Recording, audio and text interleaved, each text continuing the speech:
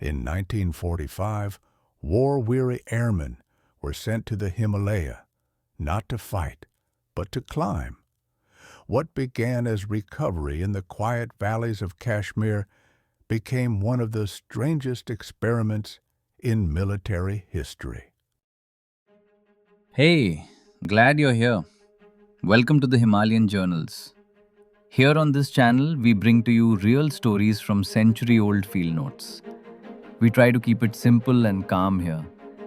Think of it as a documented history of the Himalayas from the early 1900s, covering stories of indigenous wisdom, epic expeditions, and groundbreaking science passed on just as they were recorded. Subscribe, zone out, binge. In 1945, high in the mountains of Kashmir, a new kind of training began for airmen returning from war. It was called the Aircrew Mountain Center, AMC, a place meant not for combat, but for recovery. Men who had spent years in the skies now found themselves learning to climb, trek, and ski among the quiet ranges of Sonamarg and Gulmarg. The center, under Wing Commander A.J.M. Smith, became a rare experiment in using the Himalaya as a teacher, a healer, and a proving ground. That autumn, teams of instructors and pupils turned their attention to the Tajiwas Valley. Around them rose the clean ridges and blue-white glaciers of Kashmir. They climbed and trekked as far as Kargil in Ladakh, and their season's work was a blend of discipline and discovery. Several ascents were made in Tajiwas itself. Umbrella Peak, roughly 15,700 feet, Mosquito Peak, Lesser Tajiwas, and Head Peak, 15,528 feet. Glacier 3 was again explored and a new northwest route to the summit of Head Peak was opened. In September, Glacier 2 offered an excellent line to Greater Tajiwas, 15,928 feet, climbed by Jay Waller and others. It was likely the second ascent of that mountain. They were fortunate that season, finding an unbroken series of snow and ice bridges across the glacier, a passage that could change entirely from year to year. 4 new summits were added in the valley. 2 of these stood above Glacier 2, forming the right-hand wall of its basin. The first, named Karnith, meaning high cairn, rose to 15,750 feet. The party reached it by the amphitheater gully, climbing the rock wall on the right to the saddle between Umbrella Peak and the new summit. From the same saddle, they climbed a second peak, the Arrow, 15,800 feet, traversing below Karnith to a southwest gully and following a graceful ridge to its fine, narrow pinnacle. Above Glacier 3 stretched a long ridge called Casim Pahalanbal, about 16,200 feet high. The climbers traversed it from east to west, naming its most striking features the east, central, and west pinnacles.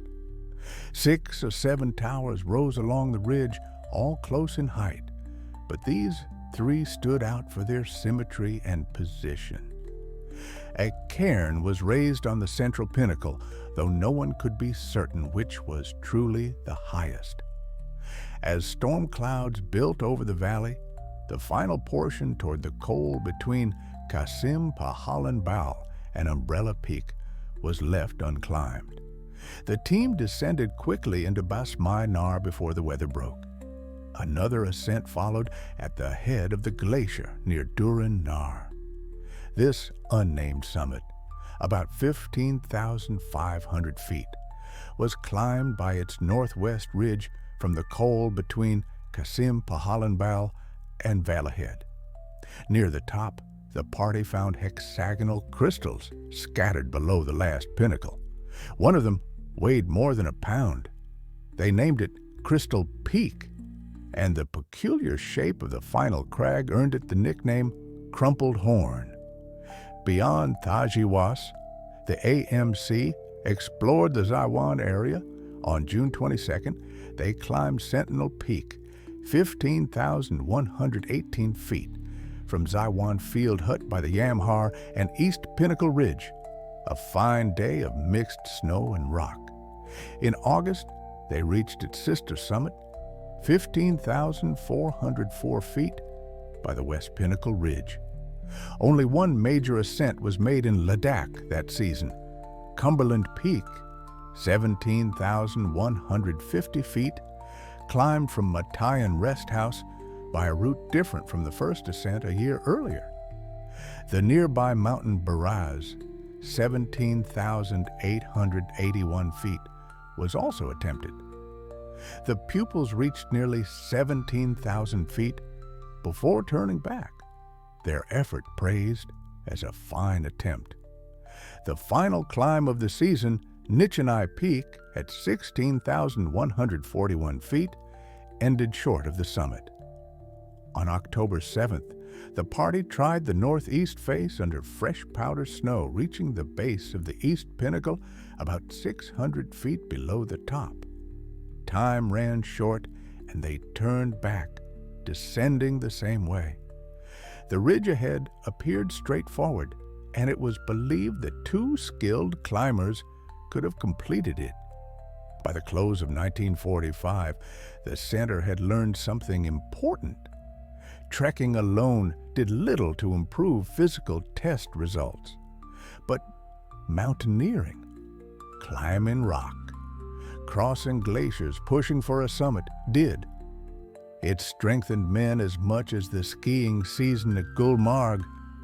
And so, in those quiet valleys of Kashmir amid ice and cloud, the Aircrew Mountain Center proved that the mountains could rebuild the spirit as well as the body.